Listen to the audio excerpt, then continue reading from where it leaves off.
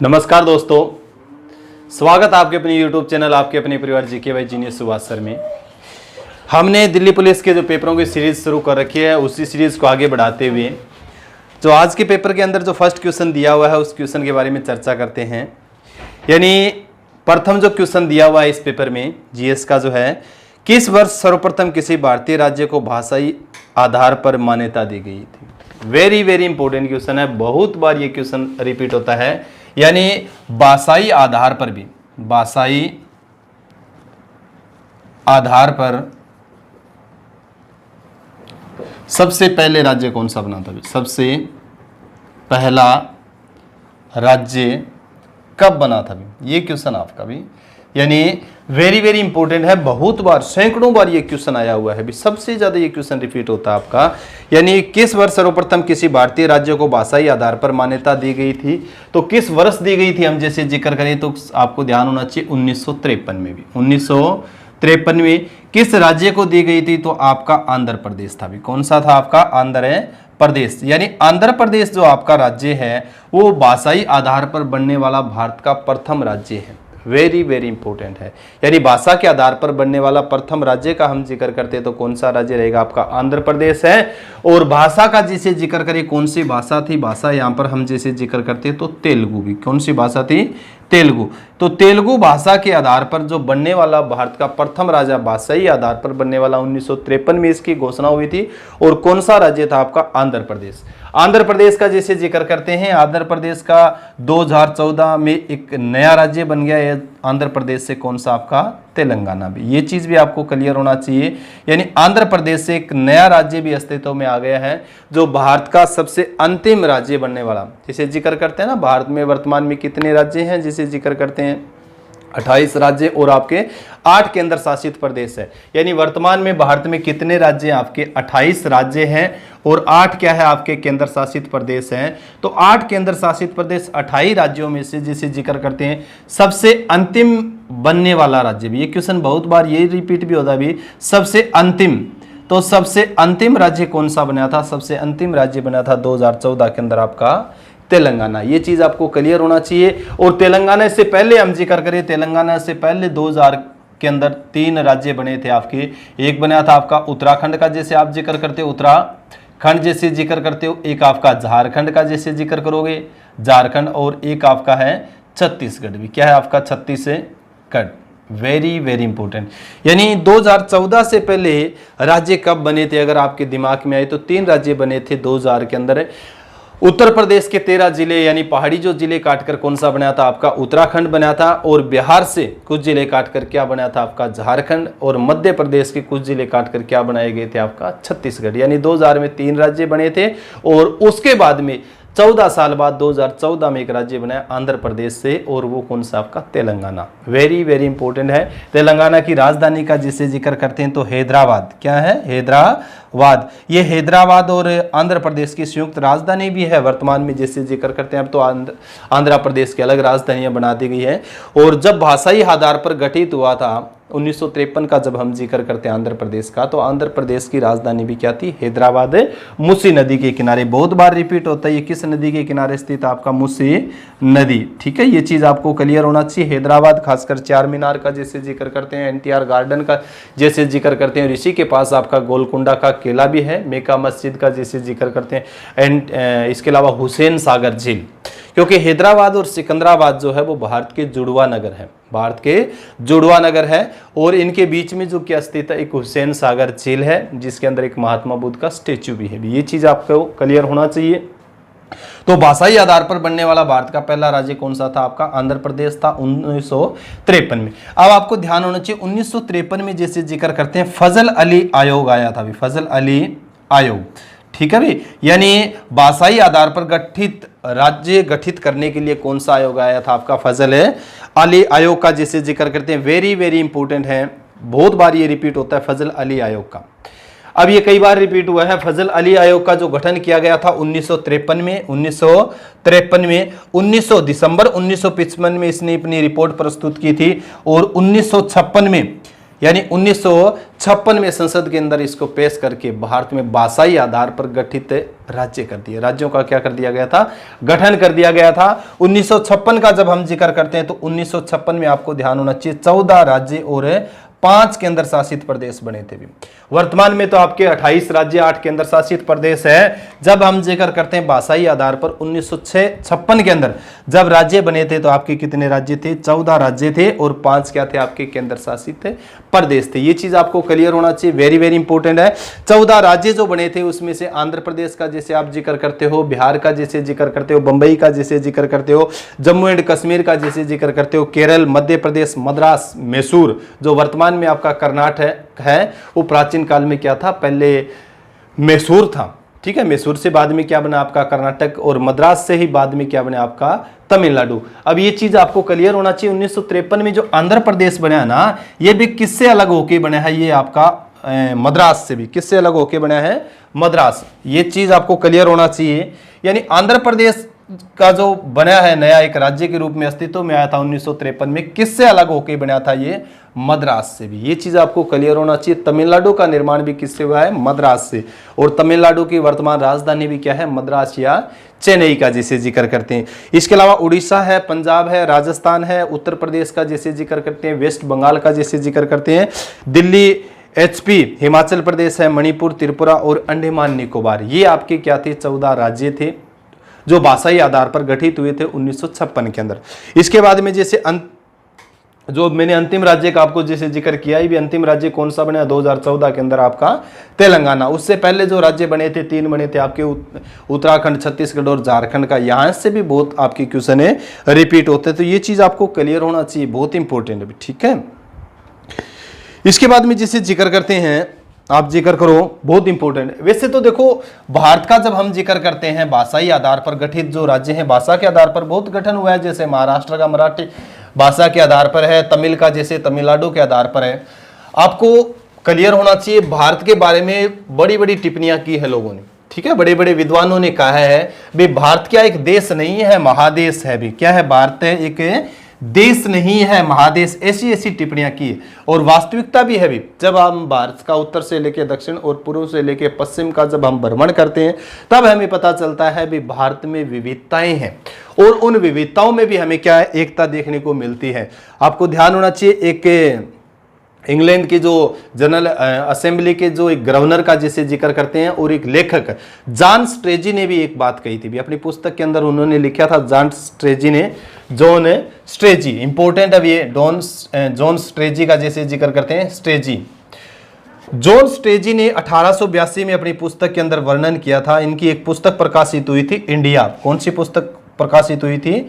India. इस पुस्तक में जॉन स्ट्रेजी ने यह बात कही है कि भारत एक देश नहीं है, छोटे छोटे देशों का एक महाद्वीप है भी। क्या एक है? महाद्वीप। यानी हिंदुस्तान कोई एक देश नहीं है, यह देशों का क्या है? महाद्वीप है। यानी देशों का क्या है? महाद्वीप। और जॉन स्ट्रेजी ये बात भी कहता है भी स्कॉटलैंड का जैसे जिक्र किया भी, जो है ना स्कॉटलैंड, या कहते हैं भी आप स्कॉटलैंड और स्पेन में समानता पा सकते हो, परंतु भारत में वेस्ट बंगाल और पंजाब के अंदर बहुत ज्यादा असमानता है। वास्तविकता भी है, जैसे बात भी सही है।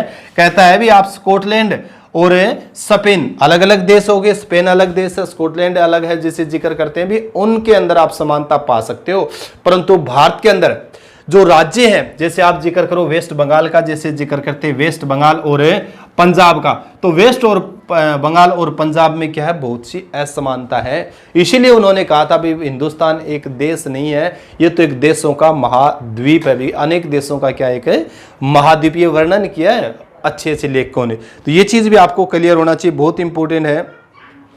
जैसे जिक्र कर रहे थे तो आपको ये क्वेश्चन बहुत बार रिपीट होता है। जैसे मैंने जिक्र किया था भाषा के आधार पर गठित भारत का पहला राज्य, तो भाषा के आधार पर गठित भारत का पहला राज्य रहेगा आपका आंध्र प्रदेश। 1953 में घोषणा हुई थी इसकी, ये चीज आपको क्लियर होना चाहिए। ठीक है, 1956 में फजल अली आयोग जो है उसने अपनी रिपोर्ट जो सौंपी थी, उसके बाद इनको क्या मिल गई थी? मान्यता। इसके अलावा एक नेक्स्ट क्वेश्चन दिया हुआ है आपके पेपर में, भारतीय संविधान की समवर्ती सूची की अवधारणा कहां से ली गई? अभी कई बार मैंने जैसे जिक्र किया है समवर्ती सूची का, जैसे जिक्र किया अभी समवर्ती सूची में संवर्ती सूची। तो संवर्ती सूची की अवधारणा का जैसे जिक्र किया, अभी अवधारणा है, ये अवधारणा किस देश से ली गई है अभी, तो किस देश से ली गई आपको ध्यान होना चाहिए, ऑस्ट्रेलिया से। कई बार जिक्र किया मैंने इस चीज के बारे में, बहुत बार बताया है। यानी प्रस्तावना की जैसे भाषा का हम जिक्र करते हैं, प्रस्तावना की भाषा का जैसे आप जिक्र करोगे, प्रस्तावना की भाषा और संवर्ती सूची की जो अवधारणा है वो किस देश से ली, हमने ऑस्ट्रेलिया से ली भी। Very very important. ऑस्ट्रेलिया विश्व का एक महाद्वीप भी है भी, क्या है, विश्व का एक महाद्वीप भी है और एक देश भी है भी, क्या, एक देश भी। ये चीज आपको क्लियर होना चाहिए। कैनबरा इसकी क्या है, राजधानी भी, ठीक है भी। विक्टोरिया जैसे हम मरुस्थल का जिक्र करते हैं तो विश्व का एक प्रमुख सबसे बड़ा मरुस्थल विक्टोरिया जो मरुस्थल है वो भी कहाँ पर है, आपका ऑस्ट्रेलिया के अंदर। खासकर मरुस्थलों से संबंधित हमने वीडियो बना रखी है, उसको भी आप देखने की कोशिश करना विश्व भूगोल के अंदर। तो हम संवर्ती सूची का जैसे जिक्र कर रहे थे, संवर्ती सूची किस देश से ली गई है, ऑस्ट्रेलिया से। सबसे पहले आपको ये चीजें क्लियर होना चाहिए, भारतीय संविधान का जब हम जिक्र करते हैं तो भारतीय संविधान के अंदर है वर्तमान में कितनी अनुसूचियां आपकी, वर्तमान में हम जिक्र करें तो 12 अनुसूचियां भी। कितनी अनुसूचियां हैं, 12। 12 में से अगर हम जिक्र करें 7वीं अनुसूची भी, कौन सी जिक्र करोगे, आपकी 7वीं अनुसूची। तो 7वीं अनुसूची में क्या दी हुई है, आपकी सूचियां दी हुई है, ठीक है भी, जिसमें से हम जिक्र करते हैं 7वीं जो अनुसूची, इसमें क्या दी हुई है, आपकी सूचियां दी हुई है, जिसमें से आप जिक्र करोगे केंद्रीय सूची है, राज्य सूची या फिर संवर्ती सूची। ये चीज आपको क्लियर होना चाहिए। संवर्ती सूची किस देश से ली गई है, अवधारणा भारतीय संविधान में, तो हम जिक्र करेंगे ऑस्ट्रेलिया से। अब जो जिक्र कर रहे हैं 7वीं अनुसूची का, बहुत रिपीट होते हैं यहां से क्वेश्चन भी, 7वीं अनुसूची भी। 7वीं अनुसूची के अंदर हम कितनी सूचियां पढ़ते हैं, 3 सूचियां पढ़ते हैं। कितनी सूचियां पढ़ते हैं, 3 सूचियां पढ़ते हैं। ये चीज आपको क्लियर होना चाहिए, ठीक है भी, 3 सूचियां पढ़ते हैं। जैसे पहले आपकी कौन सी, प्रथम आप जिक्र करोगे केंद्रीय सूची है, केंद्रीय सूची। दूसरी आप जिक्र करोगे तो कौन सी आपकी राज्य सूची है, राज्य सूची।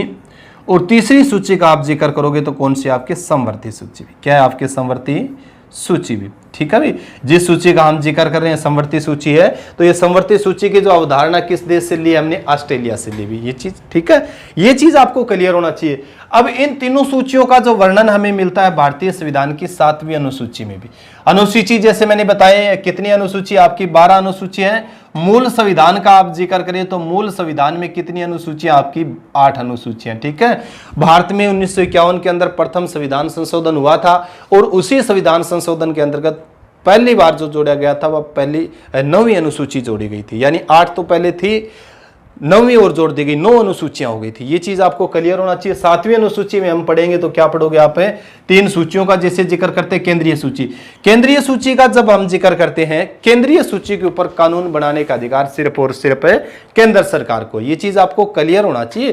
केंद्रीय नाम आया है तो हमें ध्यान होना चाहिए, यानी केंद्रीय सूची के अंदर वही विषय आते हैं जिनके ऊपर कानून बनाने का अधिकार सिर्फ और सिर्फ केंद्र सरकार को है। राज्य सूची का जैसे जिक्र किया है तो राज्य सूची का जैसे जिक्र करते हैं तो राज्य सूची में वही विषय आते हैं जिनके ऊपर कानून बनाने का अधिकार सिर्फ और सिर्फ राज्य सरकार को है। इसके अलावा जैसे जिक्र करते हैं आपकी संवर्ती सूची है, तो संवर्ती सूची के ऊपर कानून बनाने का अधिकार केंद्र सरकार को भी है और राज्य सरकार को भी है, ठीक है। ये चीज आपको क्लियर होना चाहिए। इसके अलावा जैसे जिक्र करते हैं इनका जो वर्णन है भारतीय संविधान के अनुच्छेद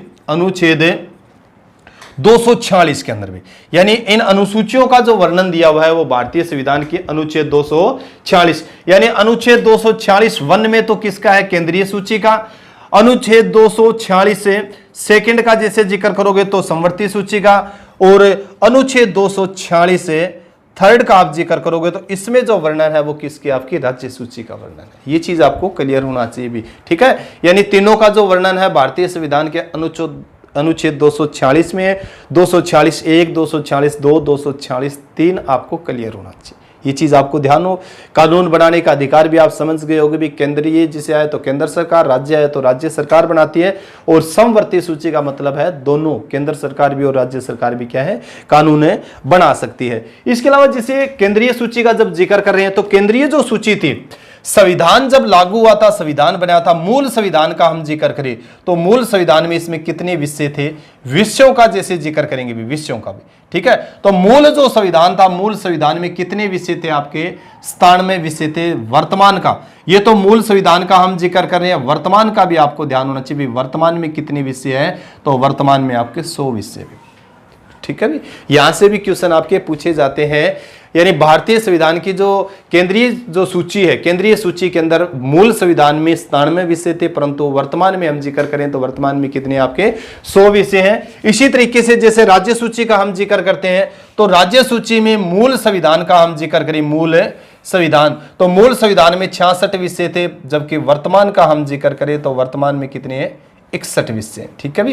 यानी 66 से घटाकर कितने हो गए आपके 61 विषय हो गए। ये चीज भी आपको क्लियर होना। इसके अलावा जैसे जिक्र करते हैं संवर्ती सूची का, जैसे आप जिक्र करो तो संवर्ती सूची में मूल संविधान का हम जिक्र करें, मूल संविधान में कितने थे आपके 47 विषय थे, जबकि अब बढ़कर कितने हो गए हैं 52।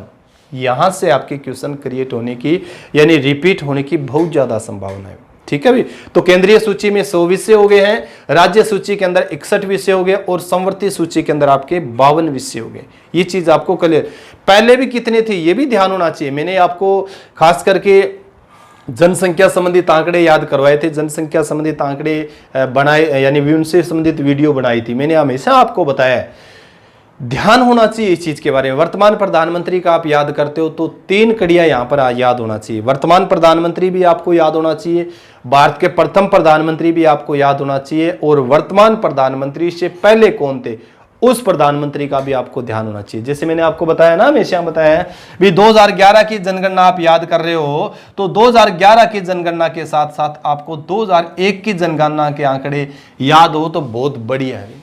हो सकता है कि एग्जामिनर कभी 2001 के आंकड़े देखकर आपसे पूछ सकते, तब हम ये तो नहीं लिख सकते ना भी ये तो 2001 के आंकड़े हैं, 2011 के पूछिए, ठीक है। अगर हमें यहाँ याद है 2001 के आंकड़े तो हम क्या कर सकते हैं आपके मतलब 2011 और 1 में कंपैरिजन, तुलना करके अपना आंसर दे सकते हैं, ठीक है भी। जैसे मैंने कई बार बताया है भी भारत में जैसे सब सर्वाधिक जो लिंगानुपात किस राज्य के अंदर है, केरल में जैसे आप जिक्र करते हो तो केरल में 2011 में 1084 महिलाएं हैं, जबकि 2001 में याद करो तो 1058 महिलाएं। हो सकता है एग्जामिन पुरानी किताब उठा के आपका पुराना क्वेश्चन रिपीट कर दे और 1058 महिलाएं दे दे, तो 1058 और 1084 में हम डिफरेंस हमें पता है तो हम बता सकते हैं भी ये 2001 के आंकड़े और ये 2011 के आंकड़े। तो ये नवीन और मूल संविधान और वर्तमान के आपको आंकड़े भी याद होने चाहिए, ठीक है भी, बहुत इंपॉर्टेंट है जैसे जिक्र कर रहे थे इस चीज के बारे में। इसके अलावा थोड़ा सा ये चीज भी आपको क्लियर होना चाहिए भी केंद्रीय सूची जो है, केंद्रीय सूची के विषय कौन से हैं, राज्य सूची के विषय कौन से, ये भी थोड़ा सा आपको क्लियर। विषय जैसे आपने याद कर लिया 97 100 जैसे जिक्र कर लिया, 66 61 जैसे याद कर लिया, 47 42 याद कर। इसके अलावा ये चीज भी आपको क्लियर होना चाहिए भी केंद्रीय सूची जैसे डाक विभाग का हम जिक्र करते हैं, डाक विभाग का जैसे जिक्र करते हो, इसके अलावा जैसे रक्षा विभाग का जैसे आप जिक्र करते हो, आरबीआई का जैसे आप जिक्र करते हो, रिजर्व बैंक ऑफ इंडिया का जैसे आप जिक्र करते हो, ये जो विषय है ये भारत सरकार के यानी केंद्रीय सूची के विषय भी बहुत इंपॉर्टेंट है। जैसे सेना का, विदेश संबंधित मामले भी है, ये भी किसके हैं, केंद्र सरकार के भी केंद्रीय सूची के विषय हैं। मुद्रा का जैसे जिक्र करते हैं, संचार का जैसे जिक्र करते हैं, और नागरिकता का मैंने आपको बताया ना भी भारत कैसी नागरिकता देता है, हमने ब्रिटेन से ली है, एकल नागरिकता देता है भारतीय संविधान के अनुच्छेद 5 से लेकर 11 तक, ठीक है। भाग नंबर 2 में जब हम पढ़ते हैं नागरिकता से संबंधित है तो भारत कैसी नागरिकता देता है, एकल नागरिकता देता है। कैसी नागरिकता, एकल नागरिकता देता है। और एकल नागरिकता देने के तहत हम यही सोचेंगे भी किसका विषय रहेगा, केंद्र, क्योंकि दोहरी नागरिकता होता तब राज्य सरकार इसमें हस्तक्षेप करता, राज्य सरकार तो हस्तक्षेप कर ही नहीं सकती, तो किसका विषय, ये केंद्र सरकार का विषय। ये चीज आपको क्लियर होना चाहिए। राज्य सूची का जैसे जिक्र करते हैं तो राज्य सूची में आपके राज्य पुलिस जैसे आप जिक्र कर सकते हो भी, राज्य पुलिस का आप जैसे जिक्र कर सकते हो। इसके अलावा जैसे सफाई का आप जिक्र कर सकते हो, सफाई, पशु का जैसे आप जिक्र कर सकते हो, सड़क का जैसे आप जिक्र कर सकते हो, इसके अलावा सड़क का जैसे आप जिक्र कर सकते हो। तो ये जो विषय हैं, सिंचाई का भी जैसे जिक्र कर सकते हो भी, क्या है आपके सिंचाई, ये जो विषय के रहेंगे ये राज्य सरकार के रहेंगे भी, किसके, राज्य सरकार। संवर्ती सूची का जैसे जिक्र करें, शिक्षा जैसे क्या पढ़ोगे आप, शिक्षा, स्वास्थ्य का जैसे आप जिक्र करते हैं, स्वास्थ्य, शिक्षा और स्वास्थ्य जैसे विषय है, ये समवर्ती सूची के विषय हैं, क्योंकि शिक्षा संबंधित कानून बनाने का केंद्र सरकार को भी अधिकार है और शिक्षा संबंधित कानून बनाने का अधिकार राज्य सरकार को भी। ठीक है भाई, ये चीज आपको, स्वास्थ्य संबंधित कानून जो है केंद्र सरकार भी बना सकती है और राज्य सरकार भी बना, ये चीज आपको क्लियर होना चाहिए, वेरी वेरी इंपॉर्टेंट है, जिसके बारे में हम चर्चा कर रहे थे। तो भारतीय संविधान की समवर्ती सूची की अवधारणा हमने किस देश से ली थी? ऑस्ट्रेलिया से। इसके साथ साथ जितने भी क्वेश्चन जो बन रहे थे आपकी अनुसूचियों से संबंधित है, सूचियों से संबंधित, वो हमने क्या किए हैं? क्लियर किया। इसके अलावा आपको कभी जब भी मौका मिलेगा पॉलिटिकल साइंस हम करेंगे ये सीरीज वाइज जैसे, तो आपको क्या करवाएंगे, भारत में 12 की 12 अनुसूचियां हैं, उन अनुसूचियों के बारे में भी बेहतरीन तरीके से आपको जानकारी देंगे, क्योंकि वहां से हमेशा क्या पूछे जाते हैं? आपके क्वेश्चन पूछे जाते हैं। ठीक है भाई, वैसे 12 अनुसूची याद कर लिए और भारतीय संविधान के अनुच्छेद याद कर लिए, बराबर है। ठीक है, 12 अनुसूची अगर आप बेहतरीन तरीके से पढ़ोगे तो आपके भारत का संविधान और भारत के संविधान के अनुच्छेद भी बड़े बेहतरीन तरीके से याद हो जाएंगे। नेक्स्ट जो क्वेश्चन दिया हुआ है बहुत इंपॉर्टेंट है, ये क्वेश्चन भी आपका जिसे जिक्र करते हैं, हिस्ट्री से संबंधित है, इतिहास से संबंधित है, यानी सुल्तान रजिया के पिता कौन थे भी? यानी रजिया सुल्तान का जैसे जिक्र किया भी, किसका जिक्र किया है? रजिया सुल्तान। ठीक है, रजिया सुल्तान। तो रजिया सुल्तान के पिता का नाम पूछा अभी, तो रजिया सुल्तान के पिता कौन थे? इल्तुतमिश। ठीक है, इल्तुतमिश, वेरी वेरी इंपॉर्टेंट है। ठीक है भी, यानी दोनों ही राजा है किस वंश के? आपके गुलाम वंश के भी। किस वंश के? गुलाम वंश की। ये चीज आपको क्लियर होना चाहिए। वैसे तो देखो बड़ी बेहतरीन जानकारी आपको दी हुई है एंशिएंट हिस्ट्री के अंदर, अगर हम जिक्र करें मध्यकालीन भारत में जिसे जिक्र करते हैं, एंशिएंट हिस्ट्री भी पूरी करवा रखी है मैंने, इसके साथ साथ आपके मध्यकालीन भारत खास करके दिल्ली सल्तनत की पूरी जानकारी आपको दे रखी है। आप वीडियो देख सकते हो और सारी की सारी जो जानकारियां हैं, सारे के सारे क्वेश्चन जो आपके रिपीट हो रहे हैं वो वहीं से हो रहे हैं आपके। जैसे मैंने जिक्र किया था रजिया सुल्तान, रजिया सुल्तान के पिता क्या थे? इल्तुतमिश। ठीक है, इनके पिता क्या है? इल्तुतमिश। रजिया सुल्तान ने भारत के ऊपर राज किया था आपका 1236 से लेके 1240। ये चीज आपको क्लियर होना चाहिए। ये क्वेश्चन बहुत बार पूछा गया है, पिता तो चलो पूछ लिया गया इस क्वेश्चन के अंदर। नेक्स्ट जो आपके एग्जाम होगी उसमें पूछा जाएगा दिल्ली की गद्दी पर बैठने वाली प्रथम महिला शासिका भी। ठीक है भी, यानी दिल्ली की गद्दी पर बैठने वाली पहली महिला शासिका का जैसे जिक्र करते हैं, महिला शासिका। तो महिला शासिका जो आपकी रहेगी कौन सी रहेगी? महिला शासिका जो है वो रजिया सुल्तान रहेगी भी। कौन रहेगी? रजिया सुल्तान। इल्तुतमिश का जैसे जिक्र करते हैं, इल्तुतमिश ने जो शासन किया था आपका 1210 से जिक्र करते हैं 1236 तक भी, 1210 से 36 तक।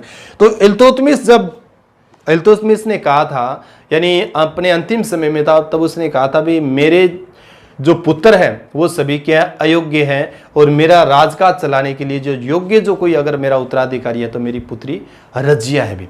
परंतु उस समय जैसे जिक्र करें मध्यकालीन भारत का जब जिक्र करते हैं 1236 का जैसे जिक्र करते हैं, उस समय क्या था, खासकर एक तो मुस्लिम समुदाय से थी, मुस्लिम जो शासिका थी ये जो रजिया सुल्तान महिला थी, और दूसरा क्या था जो दिल्ली के सुल्तान थे भी या दिल्ली के बड़े बड़े रसूखदार थे जो लोग थे ना, वो क्या थे? इसके विरोधी थे। इसलिए इसको राजा बनाने में क्या बहुत अड़चने भी आई थी। क्या आई थी? अड़चने भी आई थी। तो रजिया सुल्तान का जैसे जिक्र करते हैं 1236 से 1240 में, और शासन किया 1240 में इसकी कैथल में हत्या कर दी गई थी भी। कहां पर हत्या कर दी गई थी? कैथल हरियाणा में। और कैथल हरियाणा में क्या है? इसका मकबरा भी। ये चीज भी आपको क्लियर होना चाहिए। ठीक है, जब अल्तुनिया के साथ कहां से? बठिंडा से दिल्ली आ रहे थे, तो कहते हैं भी डाकुओं ने, और डाकू किसके थे? बहराम शाह इसके भाई के थे, क्योंकि जब ये अल्तुनिया ने विद्रोह कर दिया था बठिंडा के अंदर और अपने साथी याकूत के साथ ही जा रहे थे बठिंडा, और बठिंडा में याकूत की तो क्या कर दी जाती है? हत्या कर दी जाती है।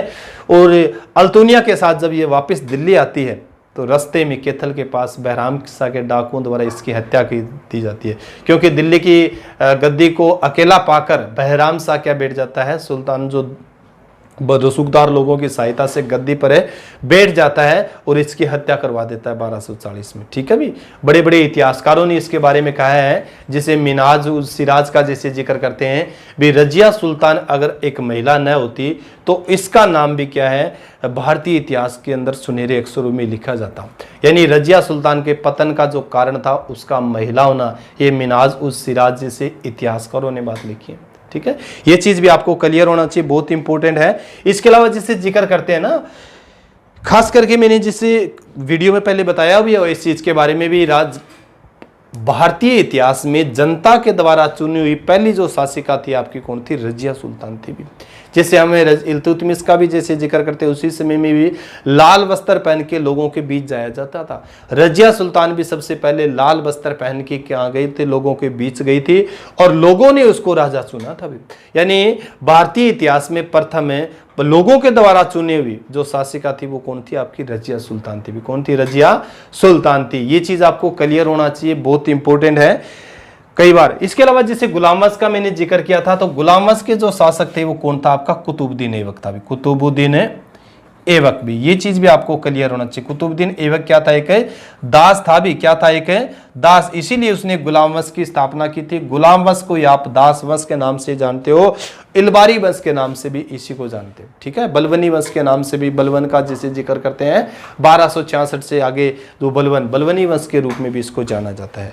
बड़ा महत्वपूर्ण ये खासकर गुलाम वंश का जब हम जिक्र करते हैं 1206 से लेके 1290, बहुत ही यहाँ से आपके क्वेश्चन रिपीट होते हैं। चाहे आप कुतुबुद्दीन ऐबक का जिक्र करो, चाहे आप इल्तुतमिश का जैसे जिक्र करो, चाहे रजिया सुल्तान का जैसे जिक्र करो, या उसके बाद में जो उतरे उसके उत्तराधि बहराम शाह का जैसे जिक्र करते हैं, रुकनुद्दीन का जैसे जिक्र करते हैं, या फिर जैसे जिक्र करते हैं एक और रुकनुद्दीन फिरोज का जैसे जिक्र करते हैं। अलग अलग जो शासक रहे हैं, ठीक है भी। बलवन का जैसे जिक्र करते हैं, बलवन ने लो रकत की जो नीति अपनाई थी, खून का बदला जो खून है। इसके अलावा पावो सिजदा जैसी प्रथाएं, यहाँ से आपके हमेशा क्वेश्चन पूछे जाते हैं। कुतुबुद्दीन ऐबक का जैसे जिक्र करें, कुतुब मीनार का निर्माण शुरू करवाया था, 2.5 दिन का झोंपड़ा जैसे उसने बनवाया था, उसने सबसे पहले, मतलब अलग अलग जैसे क्वेश्चन रिपीट होते हैं वहां पर। लाख बख्श की उपाधि दी हुई थी इसको, ठीक है। तो यहां से क्या आपके हमेशा क्वेश्चन, कुतुब मीनार का निर्माण पूरा किसने करवाया था? इल्तुतमिश ने। इल्तुतमिश के समय समीज खान ने भारत के ऊपर आक्रमण किया था 1222 में। ये यहां से आपके सैकड़ों क्वेश्चन रिपीट होते हैं। इसीलिए मैं हमेशा कहता हूं भी दिल्ली सल्तनत तो आपको बड़े बेहतरीन तरीके से याद होना चाहिए, ताकि आपका कोई भी क्वेश्चन वहां से गलत न हो उसकी, ठीक है। तो ये आपका बड़ा महत्वपूर्ण क्वेश्चन था। इसके अलावा एक नासिरुद्दीन महमूद का भी मैं जिक्र करना चाहूंगा। यहाँ पर है नासिरुद्दीन महमूद का जैसे जिक्र करते हैं, इससे संबंधित भी कई बार क्वेश्चन पूछे हैं। कहते हैं भारतीय इतिहास में ऐसा कौन सा सुल्तान रहा है जिसने टोपियां सिलकर अपना गुजर बसर किया था भी? तो नासिरुद्दीन महमूद था भी। इसकी हत्या भी कर दी थी बाद में, कहते हैं बलवन के द्वारा, ठीक है भी। बलवन ने अपनी लड़की की शादी इसके साथ की थी और इसको कठपुतली के तरह तौर पर काम करवाता था, परंतु 1266 में इसकी हत्या करके बलवन खुद गद्दी पर बैठ जाता है। ये चीज भी आपको पढ़ो भी, ठीक है। ये वैसे तो जानकारी इनसे संबंधित बड़ी बेहतरीन जानकारी आपको उपलब्ध करवाई हुई है, वीडियो देखने की कोशिश किया करो, ठीक है भी। बहुत इंपॉर्टेंट है। तो हम जिक्र कर रहे थे रजिया सुल्तान के बारे में। रजिया सुल्तान के पिता का नाम क्या है? इल्तुतमिश। बहुत बढ़िया है। इसके अलावा जो नेक्स्ट क्वेश्चन आपका आया हुआ है,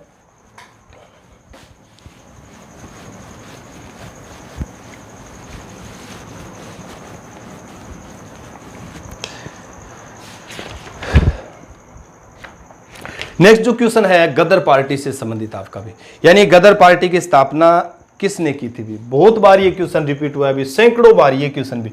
यानी जितने भी जो क्वेश्चन आपके आ रहे हैं गदर पार्टी का जैसे जिक्र किया भी, किसका? गदर है पार्टी। सैकड़ों बार ये क्वेश्चन आपके रिपीट हुए हैं और रिपीट हुए क्वेश्चन आपके क्या दोबारा रिपीट हो रहे हैं, ठीक है। गदर पार्टी का हम जिक्र करते हैं तो गदर पार्टी की स्थापना हुई थी 1913 में भी। कहां पर हुई थी? आपको ध्यान होना चाहिए, सैन फ्रांसिस्को में भी। कहां पर हुई थी? सैन फ्रांसिस्को का जैसे जिक्र करते हैं, San Francisco USA, United State America के अंदर क्या हुई थी? इसकी स्थापना हुई थी 1913 के अंदर भी। 1913 में आपको ध्यान होना चाहिए रविंद्रनाथ टैगोर को नोबेल पुरस्कार मिला साहित्य के अंदर भी। किसमें? साहित्य के अंदर नोबेल पुरस्कार दिया गया था 1913। परंतु हम याद क्या कर रहे हैं? 1913 में एक बार गदर पार्टी स्थापना हुई थी सैन फ्रांसिस्को में। बहुत बार क्वेश्चन पूछा जाता है किस देश में है ये सैन फ्रांसिस्को? आपका यूएसए में। सबसे ज्यादा पूछा जाता है गदर पार्टी के संस्थापक कौन थे? तो हम पढ़ते हैं लाला हरदयाल भी। क्या पढ़ते हैं? लाला हरदयाल। यानी लाला हरदयाल के साथ कई अन्य सदस्य थे जिन्होंने इसकी स्थापना में अपना सहयोग दिया था भी, ठीक है भी। लाला हरदयाल का भी जैसे जिक्र करते हैं। इसके अलावा सबसे ज्यादा पीछे एक क्वेश्चन आया हुआ था एसएससी में, ये क्वेश्चन पूछा हुआ था गदर पार्टी की स्थापना किसने की थी। बच्चे सभी मन में ये सोच रहे थे लाला हरदयाल, परंतु उसमें ऑप्शन ही नहीं था लाला हरदयाल भी। तो इस पार्टी के जो अध्यक्ष के रूप में या इस पार्टी के संस्थापक के रूप में हम किसको जानते हैं, सरदार सोन सिंह भाकना को भी। वेरी वेरी इंपॉर्टेंट है, लाला हरदयाल के साथ हम किसको, सरदार सोन सिंह भाकना भी, ठीक है भी, Sohan Singh Bhakna very very important है। सरदार सोन सिंह भाकना और लाला हरदयाल ने किस पार्टी की स्थापना की थी, आपकी गदर पार्टी की भी। और गदर पार्टी के अध्यक्ष का भी हम जिक्र करें भी, प्रथम अध्यक्ष कौन थे, तो प्रथम अध्यक्ष भी आपके सोन सिंह भाकना थे। ये चीज आपको क्लियर होना चाहिए, यानी गदर पार्टी के प्रथम जो अध्यक्ष रहेंगे वो कौन रहेंगे, सोन सिंह भाकना रहेंगे। उपाध्यक्ष का हम जिक्र करते तो उपाध्यक्ष आपके लाला जो हरदयाल का जैसे जिक्र करो, यानी अध्यक्ष तो आपकी क्या है, सोन सिंह भाकना है अध्यक्ष है, और उपाध्यक्ष का जैसे हम जिक्र करते हैं तो उपाध्यक्ष कौन, आपके उपाध्यक्ष आपके लाला हरदयाल। इसीलिए सबसे ज्यादा हम पढ़ते हैं वो लाला हरदयाल का ही पढ़ते हैं भी। गदर पार्टी की स्थापना 1913 में लाला हरदयाल ने की थी। इसके सदस्यों का भी जैसे जिक्र कई बार खासकर यूपीएससी, यूपीपीएससी या Bihar public service commission, Jharkhand public service commission, उनमें ये क्वेश्चन डीपली पूछ लेते हैं भी इसके सदस्य कौन थे। तो सदस्य में जैसे जिक्र करते हैं रामचंद्र इसके सदस्य थे, भाई परमानंद वर्कतुल्ला का जैसे जिक्र करते हैं, भाई परमानंद वर्कतुल्ला जैसे इसकी क्या है, सदस्य रहे गदर पार्टी के। वेरी वेरी इंपॉर्टेंट है। और एक करतार सिंह सराबा का भी जिसे जिक्र करते हैं, Kartar Singh Sarabha very very important अभी, करतार सिंह सराबा भी, ठीक है। करतार सिंह सराबा भी किसके रहे हैं, गदर पार्टी के सदस्य रहे हैं। और करतार सिंह सराबा से ही आपको ध्यान होना चाहिए भगत सिंह बहुत ज्यादा प्रभावित था भी, भगत सिंह, यानी भगत सिंह सबसे ज्यादा जो प्रभावित था वो करतार सिंह सराबा से ही था। और भगत सिंह लिखता भी है करतार सिंह सराबा के बारे में, कहता भी कोई आदमी इतना भी किसी पार्टी के प्रति समर्पित हो सकता है, क्योंकि करतार सिंह सराबा गदर पार्टी के मतलब पक्ष बहुत ज्यादा समर्पित थे। तो भगत सिंह कहते हैं भी क्या कोई आदमी इतना ज्यादा भी क्या है किसी पार्टी के पक्ष में क्या है समर्पित हो सकता है। तो बहुत ज्यादा प्रभावित थे जो करतार सिंह सराबा से आपके भगत सिंह भी। कौन थे, भगत सिंह 1907 में जन्म हुआ था और 1931 में हंसते हंसते क्या है फांसी पर झूल गए थे, ठीक है भी, बहुत ही कम आयु के अंदर। तो सरदार भगत सिंह के बारे में भी आपको पढ़ना चाहिए, ज्यादा से ज्यादा बहुत इंपॉर्टेंट है। इसके अलावा देखो गदर पार्टी का जब हम जिक्र करते हैं तो इन्होंने एक समाचार पत्र भी निकाला था भी। क्या निकाला था, एक समाचार हिंदुस्तान गदर नामक क्या निकाला था इन्होंने, हिंदुस्तान गदर नामक समाचार पत्र भी निकाला था भी, नामक है समाचार पत्र भी। ये चीज आपको क्लियर होना चाहिए। समाचार पत्र किस भाषा के अंदर हम जिक्र करते हैं, उर्दू व अंग्रेजी में भी, उर्दू व अंग्रेजी में, ये चीज आपको क्लियर होना चाहिए, ठीक है भी। तो हिंदू गदर पार्टी का जैसे हम जिक्र कर रहे थे, किस पार्टी का हम जिक्र कर रहे थे, गदर पार्टी। तो आज की क्लास में इतना ही। अगली क्लास में हम जो नेक्स्ट आपके क्वेश्चन उन क्वेश्चनों के बारे में चर्चा करेंगे। अगर आपको ये वीडियो पसंद आई है तो ज़्यादा से ज़्यादा लाइक करें भी, ज़्यादा से ज़्यादा वीडियो को शेयर करने का काम करें ताकि और भी बच्चे इस वीडियो से क्या उठा सके, लाभ उठा सके। इसी के साथ सभी बच्चों को जय हिंद, जय भारत।